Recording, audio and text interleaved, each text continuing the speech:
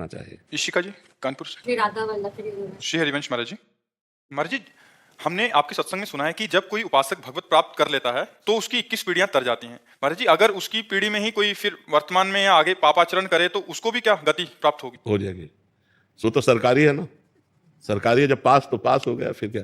अगर कोई गलत भी हुआ तो भी निकल जाएगा। वो भगवत प्रसाद से उस महाभागवत के घर में जन्म लिया, इसलिए पापी होने पर भी भगवत प्राप्त हो जाएगा। स्त्री साधक की मायके वाली होती है या ससुराल वाली पीढ़ी? अगर कोई स्त्री साधक भगवत प्राप्त कर लेती है तो दो पीढ़ियां होती हैं, एक होती जैसे मायके के मातृपक्ष की और एक होते पितृपक्ष की। दोनों में कल्याण होगा, क्योंकि वो जिस घर से आई है वो माता पिता तो उसके हुए ना वो, और जिस घर में गई है उस परिवार में भी प्रकाश करेगी। इसीलिए स्त्री बहुत जोरदार पक्ष होता है कि वो दोनों वंश को उजागर करती है। पुत्र जो है अपने केवल पिता के वंश को उजागर करता है, और जो स्त्री जो है वो अपने माता पिता के वंश को और अपने पति के वंश को, दोनों को उजागर करने वाली होती है। इसलिए माताओं बहनों का सबसे ज्यादा समाज में हमारा महान पद है, क्योंकि वो जननी भी हैं और वो पूरे ग्रह की लक्ष्मी भी हैं। बहुत बढ़िया घर बना हो, खूब रुपया पैसा हो और 10-20 आदमी घर में हो और एक स्त्री ना हो तो शैतान का सा घर लगेगा?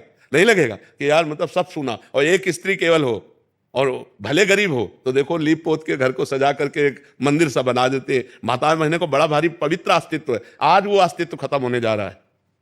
ये जो व्यभिचार चल गया है ये बहुत हानिकारक हो गया, ये बहुत हानिकारक हो गया। नहीं वो पढ़े लिखे हैं कि नहीं है, रूपवान है कि नहीं है, पति कैसा है, एक बार ब्याह हुआ पूरे जीवन उसी घर में समर्पित होकर के पूरे घर को सजाकर वंशावली बढ़ाकर ऐसे चला जाए।